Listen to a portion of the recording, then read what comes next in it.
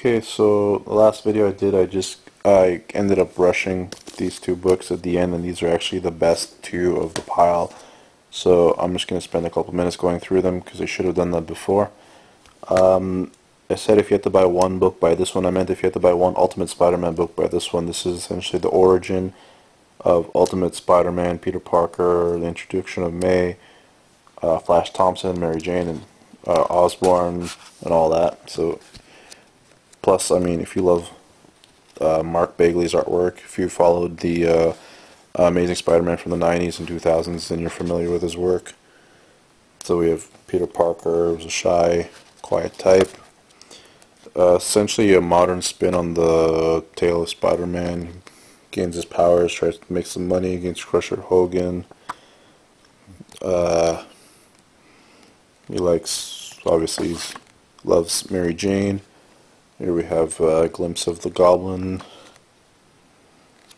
Beautiful, clean artwork. I mean, the glossy pages do it a lot of justice because this book was, at least the first issue when it came out, was a prestige format type book with the glossy pages, and given that this is a revamping, reintroduction of Spider-Man, it gives it that fresh feel, that fresh quality. This is well over 300 pages with some new characters. There's a nice Spider-Man.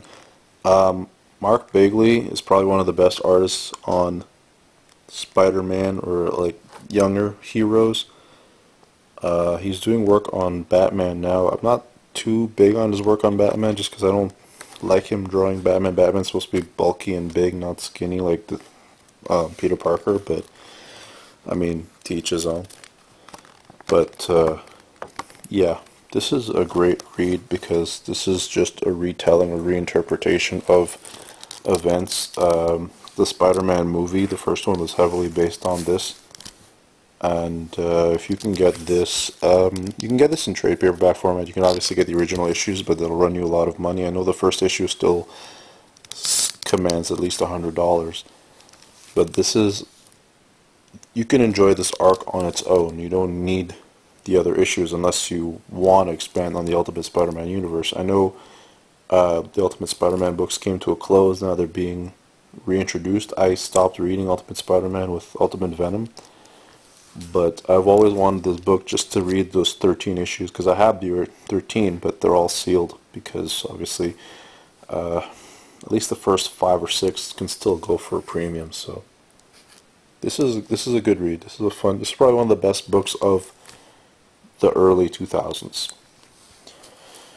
And another amazing book, which I mentioned in my other video, you can get this in an absolute edition, the oversized.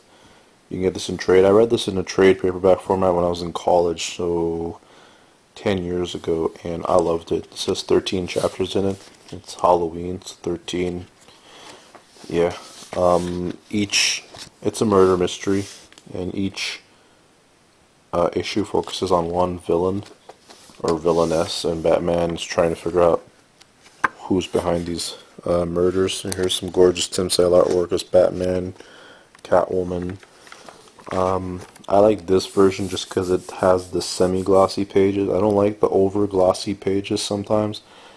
If you like glossy pages, that's cool, but for a book like Batman, it's supposed to be dark. I like a darker setting. So here we have Batman, Gordon, and Harvey Dent before he becomes Two-Face. And this was a direct influence on Batman the Dark Knight, where they meet at the beginning, they forge an alliance, and all hell breaks loose in Gotham. I know this hardcover is out of print, it's hard to get. I'm missing Dark Victory, I haven't read it yet, but I wanted this Dark Victory and Catwoman When in Rome, which I showed in a previous video, but my version had a good 20 pages that are misprinted, so I'm going to have to get that again. This again is probably around 300 pages and has a, surprisingly enough, has a $45 price tag. But for more bang for your buck, you probably want to get the Absolute Edition. I am a collector. I'm a reader and a collector, so I like I like out of print trades and out of print hardcovers and things that are harder to find. So I get more of a kick out of this, but I know the absolute version is very much in stock, so it's not hard to get. And obviously this is an amazing movie, as you probably already know that. So there's Batman The Long Halloween. Anything by Jeff Loeb and Tim Sale you'll love, but their Batman above all is probably the best thing they do. And Ultimate Spider-Man, which is just a fun take on Spider-Man. If you're a fan of the Spider-Man movies, you'll want to check this out. And if you're a fan of The Dark Knight, you'll want to check this out.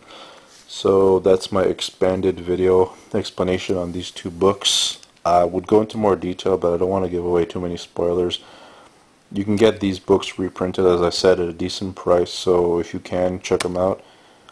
I love your comments, your feedback, and everything. I'm doing my best to cover things that I find interesting to me. You might hear me babble on and on about things that I like, but that's because I figure there's no point in making videos on things I don't like.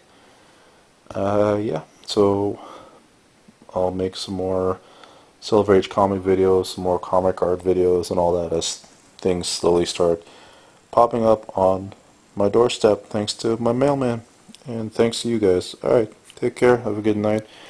I'm gonna get back to more Big Bang Theory. Alright, cheers, bye.